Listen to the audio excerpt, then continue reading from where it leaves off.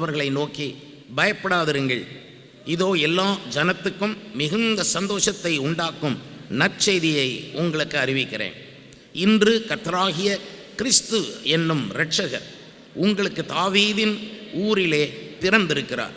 பிள்ளையை துணிகளில் சுற்றி முன்னணையிலே கிடத்தி இருக்க காண்பீர்கள். இதுவே உங்களுக்கு அடையாளம். மனுஷர்கள் எளிதாக ஏற்றுக்கொள்ள முடியாத ஒரு அடையாளம் இங்கே கொடுக்கப்பட்டது. ஞானிகள் ஏற்றுக்கொள்ள மாட்டார்கள், கல்விமான்கள் ஏற்றுக்கொள்ள மாட்டார்கள், ஏற்றுக்கொள்ள முடியாது அவங்களால். ஏண்டால் ஒரு பிள்ளையை கந்தை துணியிலே சுருட்டி சத்திரத்திலே கூட இடமில்லாமல் வெளியே போட்டிருக்கிற அந்த குழந்தைக்குள்ளே என்ன இருக்குன்னு அவர்களுக்கு எப்படி தெரியும்? அதனால் அவர்கள் ஏற்றுக்கொள்ள மாட்டார்கள். அதை மதம் என்று அவர்கள் பேசுவார்கள். ஏனென்றால் அவர்களுக்கு செறிந்திருக்கிறது மதம்தான். எல்லாமே மதம் அவர்களுக்கு. நமக்குள்ளே மதம் கிடையாது. உன்னதத்திலிருந்து இறங்கி வந்த அருணோதயம், உன்னதத்திலிருந்து இறங்கி வந்த ஜீவ ஒளியாகிய இயேசுதான் நமக்கு முதன்மை, முக்கியம். இது ஒரு கடினமான அடையாளம் கொடுக்கப்பட்டது. இது அறிஞர்கள் ஏற்றுக்கொள்ள முடியாது, புறமதேசர்கள் ஏற்றுக்கொள்ள முடியாது. என்னால் புறமதேசர்கள் கடவுள் பூமியிலே வந்து அவதரித்தால் அவரை சுற்றி எவ்வளவு பிரகாசம் இருக்க வேண்டும், அவருடைய சிரசை சுற்றி எத்தனை சங்கு சக்கரங்கள் மற்ற காரியங்கள் எல்லாம் சுற்றி கொண்டிருக்க வேண்டும். இதென்ன கந்தை துணியிலே சுருட்டி போட்டிருக்கிற இந்த குழந்தையா நம்மை ரட்சிக்கப் போகுது? இந்த குழந்தையா நம்முடைய குடும்பங்களை ஆசீர்வதிக்கப் போகிறது?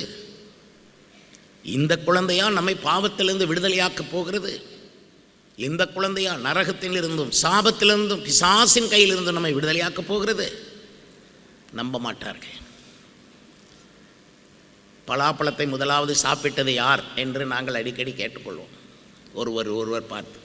இப்போ பிள்ளைகள் சொல்லுவார்கள், பலாப்பழத்தை முதலாவது சாப்பிட்ட ஆள் தான் அதை கண்டுபிடித்திருப்பார்கள்.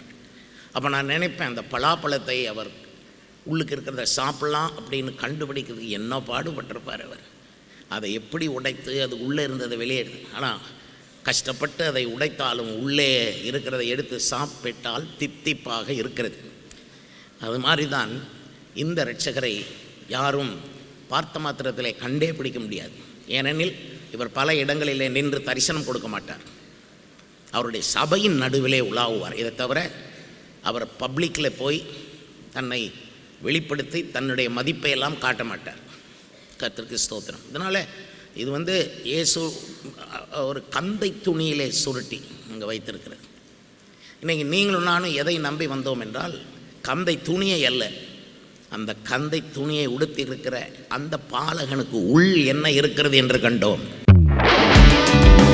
துதியின் கோட்டை ஆலயம் புதிய பேருந்து நிலையம் அருகில், திருநெல்வேலி 620007 தமிழ்நாடு, தென்னிந்தியா. இணையதள முகவரி www.fortopriceministries.org.